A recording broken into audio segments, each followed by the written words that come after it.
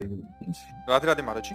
महाराज जी, परिवार में नकारात्मकता हो, घर में कलह हो रही हो, गृह युद्ध जैसी परिस्थिति बन रही हो, तो अध्यात्म के रास्ते पर कैसे आगे बढ़े? वैसे ये चीज तो घर घर में हो रही है, हम बात कर रहे हैं, क्योंकि जब तक शास्त्र का स्वाध्याय नहीं है और आचरण सद नहीं है, नाम जप नहीं है, दूसरों के प्रति श्रद्धा नहीं है, तो हर घर में कलह है। जवान बच्चे, कुछ बच्चों की मनोभावनाओं को रौंदा जा रहा है माता पिता के द्वारा। पिता भी ऐसे हैं जो पोषण करने वाली वृत्तियों में शोषण कर रहे हैं। तो कई जगह घूम करके अगर बुद्धि को देखा जाए तो धर्म विरुद्ध आचरणों के कारण हर घर में कलह हो रही है।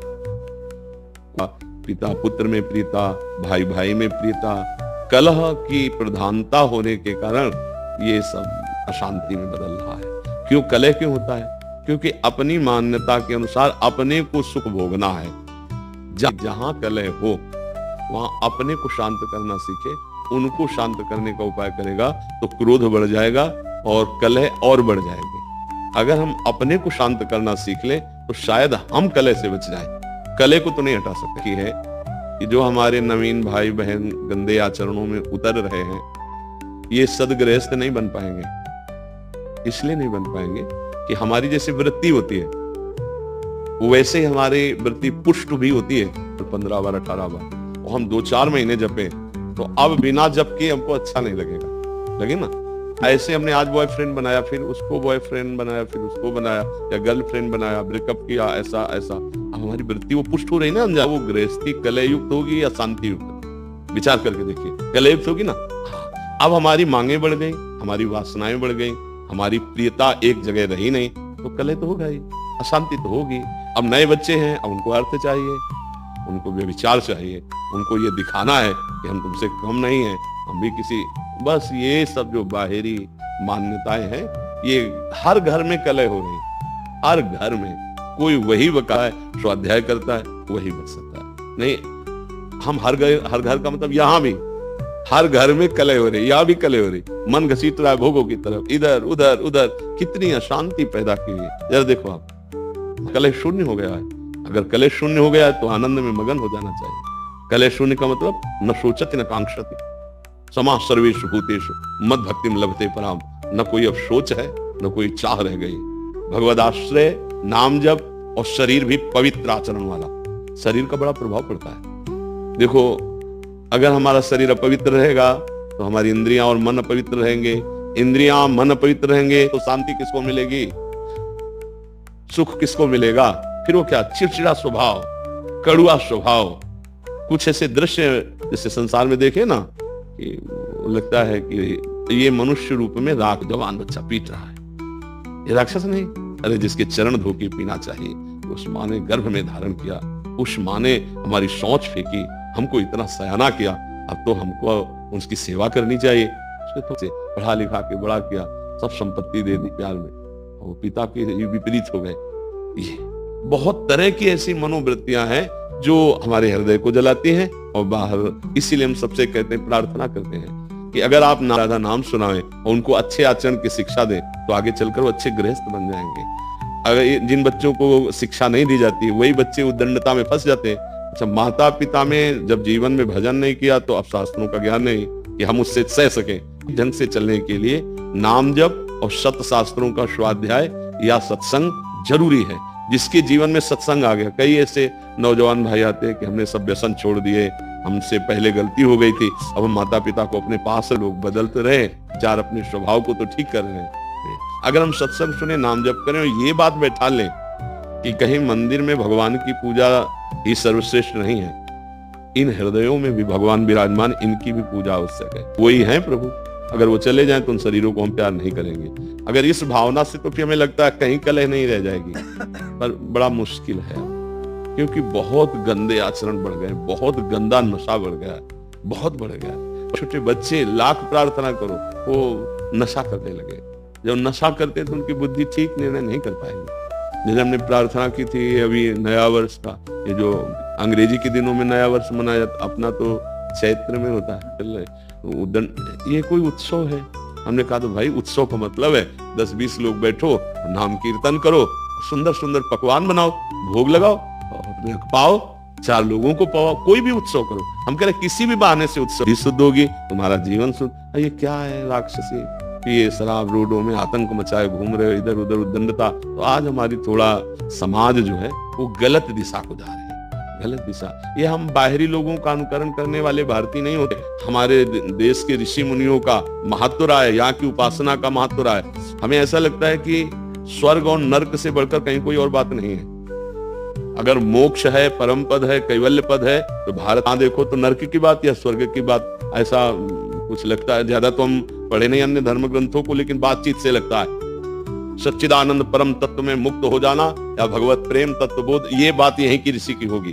भारतीय कोई ऋषि अगर भारतीय है, हमारा अनुकरण दूसरे करें ये बात तो ठीक है, लेकिन हम दूसरों का अनुकरण करके भ्रष्ट हो ये बात ठीक नहीं। जिनके घरों में ये सब होता है, मांस खाना, मदिरा पीना और ये, तो फिर वो घरों में विराजमान आरती होती है, तो निश्चित समझो हम मान सकते हैं कि कुछ समय के लिए उनके पास धन ज्यादा ना हो, दुख भरी समस्या ऐसी दिखाई दे, लेकिन वो उनका कुल पवित्र होगा, उनका हृदय शांत होगा। एक दिन वो दीपक की तरह जल्दी फ्यूज भी हो जाएंगे, क्योंकि अधर्म ज्यादा टिकता नहीं, पापाचरण ज्यादा स्थायी नहीं रहता है। तो हमें लगता है भगवान का आश्रय लिया जाए और ठीक से चला जाए, नाम जप किया जाए, तो हृदय का कलह भी शांत हो जाएगा और घर का भी कलह शांत हो जाएगा। क्यों सर, मैं 6 साल पहले नौकरी छोड़ दी, गवर्नमेंट जॉब था, छोड़ दिया, बच्चों की सेवा करने में लगा रहा। पर साल भर से 3-4 साल से घर में इतना कला, इतना मार पिटाई, हम ही को ही मारते पीटते रहते, हमने घर ही छोड़ दिया। हमने पत्नी बच्चों सब दिल्ली में हम छोड़ के, हाँ वृंदावन, केरला से आए, वृंदावन इतनी बार दबाया गला, सब कुछ दे दिया उनको। ये केवल आपका विषय नहीं है, ये लाखों पिता का विषय है, लाखों लोगों का विषय है। तो मतलब वो लोग नौकरी पा गए, वो लोग सब कुछ पा गए। वो वैसे हमने सब वर्णन कर दिया है, अभी अभी आपने सब सुना। इन्हीं में फंस के तुम्हारी दुर्गति हो जाती है। मैं यही सोच के मैं चला आया। हाँ नहीं, हम जो बता रहे हैं आपके लिए पॉजिटिव, पुत्र में, पत्नी में, परिवार में, घर में, संपत्ति में, इसी में फंस करके जीव भगवान को भूल जाता है। तुम्हारे ऊपर भगवान के आश्रित हो जाओ तो तुम्हारा जीवन सफल हो जाए। मुझे नंगा छोड़ के चले आए वहाँ पे लोग, तिरुपति। नहीं, आपको रोना नहीं, चप्पल भी थे, पैसे भी नहीं थे। नहीं, आपको रोना नहीं है, आपको हंसना है, संसार का दृश्य देख के हंसना है। ये देखो, एक पिता है, इसने क्या क्या नहीं अपने संतान के लिए की होगी। और सरकारी किस डिपार्टमेंट में, सीआईएस अपने पुलिस में इंस्पेक्टर थे। हाँ, तो आप विचार करो, आपने सब कुछ किया, इसके बाद परिणाम ये आया है, तो करते हैं। आप दुखी मत होइए, रोना मिट जाएगा यदि हरि को आपने से। हमें तो लगता बड़ी कृपा हो गई, सही बताए, बड़ी जहां से छूटना कठिन था उन लोगों ने ठुकरा दिया। पर मन की बुरी दशा ये है कि अगर इनसे हृदय से पूछा जाए कि आप क्या हुई बात है कि एक बार मुझे फिर उस संसार में प्यार, नहीं तो अब रोने की जरूरत नहीं। ये जो रोए ना, अब रोने की जरूरत, तू बादशाह है, हे तेरा संसारिक कर्तव्य निपट गया, चल भगवान के मार्ग में। चौथी अवस्था है वो सबका भरण पोषण। यार मैं कहाँ रो रहा था, कहाँ फंसा था, कितनी भगवान की हम पर कृपा है कि हमें जो छोड़ना था भगवान ने छुड़ा दिया। राधा राधा राधा राधा राधा राधा, बिल्कुल चिंता न करो। सृष्टि जी गुजरात से, राधे राधे महाराज जी। महाराज जी, हमें कब पता चलता है कि भगवान हमारे साथ? मान अपमान में, सुख दुख में, लाभ हानि में हमारे अंदर समान स्थिति बनी रहे। प्रभु के सिवा किसी से कोई आश नहीं, प्रभु के सिवा कहीं और विश्वास नहीं, प्रभु के सिवा हर समय प्रभु हमारे साथ है। ये कोई साधारण स्थिति नहीं है। जो द्वंद्वों पर विजय प्राप्त कर चुका है, जो निरंतर नाम में रत है, जिसके हृदय में एकमात्र अनन्य अभिमान भरे भाव में हम कह सकते हैं ऐसा कि भगवान तुम्हारे साथ रहते हैं। पर खुद अनुभव कर लेना, ऐसा अनुभव नहीं आएगा। ये तभी होता है जब अभिमान गलित होकर दैन्य भाव से भगवान के निरंतर स्मरण में। तो आप कोई हमारी निंदा कर रहा है या प्रशंसा, सुख है या दुख, लाभ है या हानि, हमारी स्थिति में कोई फर्क नहीं। क्यों? प्रभु हमारे साथ है। हानि हो गई बड़ी से बड़ी तो क्या, जिसने एक पलक झपकते अनंत ब्रह्मांडों को रस दिया, उससे बढ़कर कोई लाभ है क्या? मान हो रहा है तो क्या, प्रभु है इसलिए उसने मान। निंदा, प्रभु ये देखना चाहते हैं कि हमारे हृदय की स्थिति क्या है, हम शांत है। लाभ हानि, सुख दुख, मान अपमान, मेरे अपने प्रभु को देख रहा है। पति में प्रभु, पत्नी में प्रभु, पुत्र में प्रभु, परिवार में प्रभु, तभी तो प्रभु के सानिध्य में है। हर समय अपने प्रभु के विधान को देखता है, प्रभु को देखता है और उसी में आनंदित रहता है। ये बड़ी तो देखना चाहिए ना कि अपने हृदय में कैसी स्थिति है। वो क्या शास्त्रीय शब्दों में इसे स्थिति कहते हैं। किसी भी द्वंद्व का कोई भी अनुभव ना हो हमारे हृदय में, और हर समय प्रभु का स्मरण होता रहे, उसकी व्यथा ना हो, अनुभव का मतलब उसकी व्यथा ना हो, हर समय प्रभु का स्मरण चल रहा है, फिर कोई पर देखो स्त्री हैं, पुरुष हैं, गोरे हैं, काले हैं, जवान हैं, बूढ़े हैं, ये क्या है? ये कपड़े हैं, ये ढांचे हैं। इनके अंदर जो मेरा ठाकुर बैठा हुआ है वो वैसे बैठा है जैसे आपके अंदर, आपके अंदर, आपके अंदर, आपके अंदर, सबके देख पाएंगे। अब सबके हृदय में प्रभु को देखना कितनी कठिन बात है। कोई अच्छा साधु महात्मा अच्छे आचरण वाला है, उसमें तुम प्रभु की भावना कर सकते हैं, लेकिन जब कोई गाली देता है, प्रतिकूल व्यवहार करता है, गंदा आचरण करते दिखाई देता है, भला उसमें प्रभु की भावना। स्वनिचय सुपाकेचा पंडिता समदर्शिना। अब जैसे हम बुरे आचरण करने वाले में बहुत मुश्किल पड़ेगा ये सोचना कि इसमें भगवान है, ऐसा लगे ना। जैसे बिजली के द्वारा हमारा जीवन चलता है, तो लाइट में हम कह सकते हैं बिजली है, सुखा देना, अगर छू जाए तो देखो आदमी को जला देती, मार देती, और उसमें भी बिजली है। जो सुख प्रदान करने वाली है वही दुख प्रदान करने वाली है। जो जीवनी शक्ति है, जीवन दे रही है, जल भी इसी से मिल रहा है, बड़ी बड़ी कंपनियां इसी से, तो यही जीवन नाश करने वाली भी है ना। अगर यही शीतल है तो यही बहुत हीट भी है, हीटर भी यही है। तो जब आपको पता है कि यंत्रों के प्रभाव से बिजली का प्रभाव दिखाई देता है, लेकिन बिजली समान है ना, लाइट में, हीटर में, करण के कारण अलग अलग है, ऐसे ही ये करण है, दुष्ट स्वभाव का है पर भगवान वही है, पावर उसमें वही है, अच्छे स्वभाव का है पर पावर नहीं है। चाहे वो वृद्ध हो, चाहे जवान हो, चाहे पशु पक्षी हो, चाहे जड़ हो, चाहे प्रकाश है। अब इसी कनेक्शन में 0 वाट तो उसका उतना प्रकाश, हाइलोजन तो उसका उतना प्रकाश। बिजली तो एक प्राकृतिक है, इसका उदाहरण भगवान से बैठ भी नहीं सकता, क्योंकि ये एक देशी है, भगवान सर्वदेशी और असीम बलशाली। इसकी तो एक हाथ वो चंद्रमा दिखाई देता है, तो अपने लोग उससे हम चंद्रमा का दर्शन कर सकते हैं कि वृक्ष को देखा, फिर डाल को देखा, फिर चंद्रमा तक दृष्टि पहुंच गई। ऐसे उदाहरणों से समझाया जाता है, पर एक हाथ ऊपर नहीं है कि भाई वृक्ष की वो डाल जो दिखाई दे ना, उसके एक हाथ ऊपर देखो। तो हम सब में भगवान को देखेंगे, सब जगह भगवान देखेंगे, तो हमको अनुभव होगा कि मैं भगवान के साथ हूँ। जब हम भगवान को ही नहीं देख रहे तो भगवान को साथ कैसे दे सकते हैं? हम लोग ऐसा कुछ समझते हैं कि भगवान अव्यक्त रूप से हमारे साथ होंगे, नहीं नहीं, ये भी भगवान है। भगवान ने अपने आप से सृष्टि बनाई है, कोई नहीं था भगवान के सिवा, वही सब कुछ बन गए। और जब सृष्टि समिटेगी तो केवल वही रहेंगे। तो बीच में है कौन? वही तो बने हुए हैं, पर हमारी दृष्टि भगवदाकार ना होने के कारण हम नहीं देख पा रहे। नहीं तो गोशु भाई तुम मान रहे हो, तुम्हारे मानने से क्या, उन्होंने कहा जान, मैं पक्का जान गया हूं, वही है, वही, उनके सिवा कुछ नहीं है। तो तब बच्चा माना जाएगा कि हमारे अंदर भगवान का संग है। जब ऐसा ज्ञान हो जाए, ऐसी स्थिति हो जाए, अब दूसरे ढंग से, ये तो शास्त्रीय उत्तर, पर उसकी माँ की दृष्टि उस पर बनी रहती है कि कहीं कुछ खा न ले, कहीं गिर ना जाए, कहीं ऐसा ना हो, तो वो कार्य करते हुए देखती रहती है। ऐसे भगवान मुझको देखते रहते हैं, ऐसे भगवान मेरे संग में, क्योंकि हम उनके बच्चे हैं, हम उनका नाम जप करते हैं, हम उनके आश्रित हैं, तो हमें भले नहीं, ऐसी भावना करो तो जल्दी आगे बढ़ जाओगे। ऐसा अनुभव होने लगेगा कि हमें भगवान देख रहे हैं, हमें भगवान ने बचाया, हमें भगवान बचाएंगे, ऐसी भावना दृढ़ हो जाएगी। महापुरुषों की कृपा के बिना सत्य वस्तु का मार्ग नहीं प्रकाशित होना। इसलिए कि विषयानंद में वृत्तियां राजी हो गई तो आत्मबोध की तरफ वृत्ति कैसे जाए। हाँ, दुर्वासना मम सदा परिकर्षयन्ति। जब दुर्वासनाएं हमें आकर्षित करके विषयानंद में फंसा देती है, जिससे परमानंद में अपने स्वरूप का बोध हो जाता है, फिर वो देह या देह धर्म से विषयों का सेवन करना, ऐसे नहीं, स्वात्मारामम विषय मृग तृष्णाम भ्रमयति, वो इस भ्रम में फिर नहीं फंसता है। तो ये गुरु कृपा से ही भक्ति में जब हम कहते हैं तो कृष्ण रति, राम रति, शिव रति, वही आत्मरति है। जो ज्ञान मार्ग का प्रतीक है वही ब्रह्म बोध करता है, अपने स्वरूप का बोध कर लेता है। नागेंद्र सिंह जी, पूजा व ध्यान करते समय अधिकांश मन भटकता है, परंतु कभी कभी अनूठे आनंद की प्राप्ति होती है। साथ ही कल जन्मभूमि में दर्शन करते समय मन भावुक हुआ और आंखों में आंसू आ गए। ऐसा क्यों हुआ हमारे जी, मेरा मार्गदर्शन करें। कोई खास बात नहीं, बात समझे। इसे हम प्रेम नहीं, कला सुवेश, छिनई घटे छिन बड़े सो तो प्रेम, ये सात्विक है। हम मथुरा भगवान की पावन जन्मभूमि है, जब उनकी जन्मभूमि में गए तो एकदम भाव आ गया, आपके आंसू गिरे, अच्छा है, अच्छा नहीं लगता है। कभी कभी वैराग्य के लिए भी राजी हो जाता है, कभी कभी वो पापाचरण करता है, तो कभी कभी पुण्य कार्य भी करता है, कभी वो प्रभु के लिए रोने लगता है, तो कभी वो संसार के भोगों के लिए रोने। ये मन की दशा है।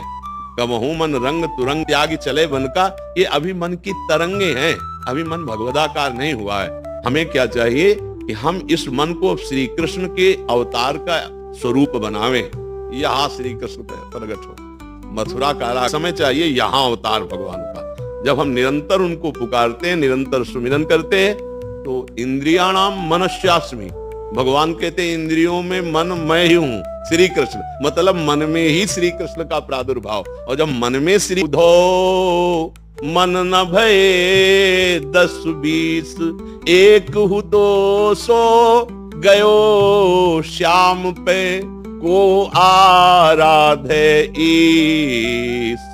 तो होते नहीं उद्धव, किसको ज्ञान सिखा रहे हो? मेरा मन तो श्री कृष्ण में जाके लीन हो चुका है, वो श्री कृष्ण में हो चुका है। तो हम नाम जप करें, गुरुजनों की आज्ञा में रहे, अच्छी भावना से चले, तो हमारा मन स्थायी रूप से भगवदानंद का आने लगे और अच्छी बातें सोचने लगे। तो हम बार बार जहां मन जाए वहां या तो भगवान को देखने की चेष्टा करें, क्योंकि कोई भी वस्तु, व्यक्ति, स्थान जब सृष्टि नहीं थी तो भगवान थे, जब सृष्टि बने तो वो ही बने, और जब सृष्टि नहीं रहेगी तो वो ही रहेंगे। या तो जपते हैं कृष्ण कृष्ण राधा राधा राम राम हरि हरि, या जो भी नाम गुरुदेव ने दिया, जहां जहां मन जाए वहां से हटा के बार बार नाम में लगाना, इसे अभ्यास कहते हैं। एक दिन मन लग जाएगा।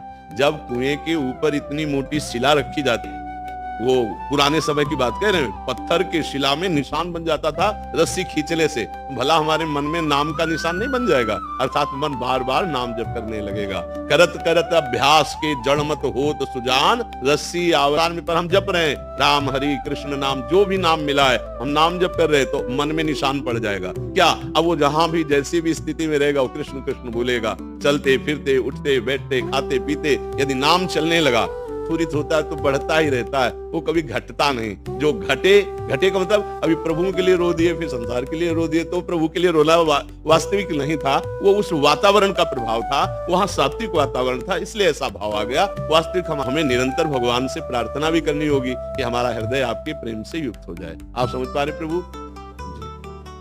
बस सबसे अपनी तरफ से प्रार्थना है कि हमारी बात मान लो। मानव जीवन बहुत कीमती जीवन है, जिसने समय की कीमत जीवन की सफलता में बाधा पड़ जाए। सफलता यही है, एक एक श्वास सत्चिंतन में लगाते हुए अपने कर्तव्य कर्म में रहे। व्यापार नौकरी जो भी कर्तव्य कर्म है, अलग से पूजा करने की जरूरत नहीं। करो अच्छी बात है, लेकिन समय ना हो तो रोग मिलना, नाना प्रकार की ऐसी योनियों में जाना जहाँ कोई सुविधा नहीं, हर कष्ट सहना, बहुत बढ़िया सबसे श्रेष्ठ योनि मानो दे। अब हमें कुछ ऐसा कर लेना चाहिए जो यहाँ से हम ले जाएं। यहाँ से क्या ले जा सकते हैं? बस नाम पकड़ लो। इसीलिए हम तो वृंदावनवासी राधा उपासी, राधा राधा राधा राधा। कर्तव्य को पूजा कर्म मानो, सच्ची मानना। अर्जुन करे सन्यास लेंगे, भगवान करे गला काट। समझ रहे? पूजा में इस समय तो शूरवीर योद्धा के रूप में मैदान में खड़ा है, आप सन्यास की बात नहीं। कैसे मानो? तो पूरी गीता जी भगवान ने सुनाई है, विराट रूप दिखाया कि मैं काल का महाकाल, सबको चबा रहा हूं, केवल तू निमित्त बन जा। हे अपना कर्तव्य, उससे हमें शिक्षा मिलती गीता जी से कि कर्तव्य से बढ़ हमारी राष्ट्र सेवा मिली है, या किसानी है, या नौकरी है, या व्यापार है, उसे पूजा मानो और नाम जप करो और गंदे आचरण मत होने दो। अपने मन को बिल्कुल सपोर्ट मत करो जब आपको गंदे आचरण की प्रेरणा दे रहा। बिना आपकी स्वीकृति के नहीं जा पाएगा, वो कुछ आपके बिना कर नहीं पाएगा। मतलब कह रहा है कि हरि की आप सबके ऊपर बड़ी कृपा है, जो आप संतों की बात सुनना चाहते हैं, समय दिए, आप चल कर आए, आप इंतजार किए, तो आपका जीवन सार्थक हो, आप सुखी रहें, आप स्वस्थ रहे। तब हमारा मानव जीवन का यही लाभ, हम प्रसन्न रहे। हम हर सत्संग में बोलते हैं कि राम कृष्ण हरि शिव जो नाम आपको प्रिय हो वो नाम जप करो। हम तो राधा उपासी वृंदावनवासी है ना, हाँ हमारा तो जीवन प्राण सर्वस्व है, तो आप उसी को जीवन। राम नाम भी राधा माधव का सार्थ हम सभी है। अरविंद अग्रवाल जी, एडवोकेट। राधा वल्लभ, श्री हरिवंश महाराज जी, राधे राधे। महाराज जी, मैं पिछले 35 वर्षों से सामाजिक क्षेत्र की शिक्षण संस्थाओं में अपने तन मन धन से सेवा कर रहा हूँ, परंतु मेरे अपने ही लोगों का ये पसंद नहीं है। पहली बात तो है कि हम सेवा जब करते हैं तो हमें लोगों की आलोचना या स्तुति से क्या हमारा तात्पर्य है? हम किसी की निंदा स्तुति की तरफ क्यों ध्यान देते हैं? जब हमें सेवा करनी है तो हमें ना तो किसला भव जया जय, सेवक सुख चा मान भिखारी, व्यसनी धन शुभ गति बेविचारी। ये तो हमारी सेवा में त्रुटि हो गई। अगर हम सेवा करके चाहते हैं कि समाज हमारा सम्मान करे, हमारी प्रशंसा करे, तो हम सेवा नहीं करें। सेवा के निमित्त से हम अपनी सूक्ष्मता की बात समझना। और यदि हम सेवा कर रहे हैं, हमें कोई गाली दे रहा है तो हमें उससे क्या मतलब? हम सत्य कर रहे हैं, हम सेवा कर रहे हैं। दूसरी बात, एक हम तुम्हें अपने यहाँ वृंदावन में रंगनाथ जी का मेला होता है, उसकी एक तुम्हें बात बताते, तुम्हें उत्तर मिल जाएगा। मुद्राएं और कुछ फल बांधे जाते हैं, लाखों की उसमें होता है। उसमें आदमी के ऊपर आदमी चढ़कर वहां तक जाएगा, खंबे को छुएगा नहीं, दूर से आदमी का एक नया खंभा बनेगा, फिर उससे वो ले जाएंगे। और जब वो चढ़ने की उन आदमियों के शरीर में डाला जाएगा, कोई भी वस्त्र नहीं पहने होगा लंगोट के सिवा, अब आपको चढ़ के जाना है, तब वो वस्तु प्राप्त करनी है। ये जब एक साधारण धनराशि के लिए इतना, जिसने वो धनराशि बांधा है इनाम देने के लिए, वही इतना प्रतिकूल व्यवहार प्रभु ने, हरि ने, कि तुम दूसरों की सेवा कर ले गए, इससे बड़ा कोई धर्म नहीं। परहित सरिस धर्म नहीं भाई, तन मन धन से यदि तुमने दूसरे की सेवा की तो निश्चित इससे भगवत प्रसन्नता और भगवान की प्राप्ति होगी। पर हम लोग सेवा चाह करके यदि मान चाहते हैं, सुख चाहते, जैसे पुत्र माता पिता की सेवा करता है तो इतनी आकांक्षा रखता है कि माता पिता के पास जब कोई रिश्ते नातेदार आवे तो वो बड़ाई कर दे कि मेरा बेटा बहुत, लेकिन ऐसा नहीं हो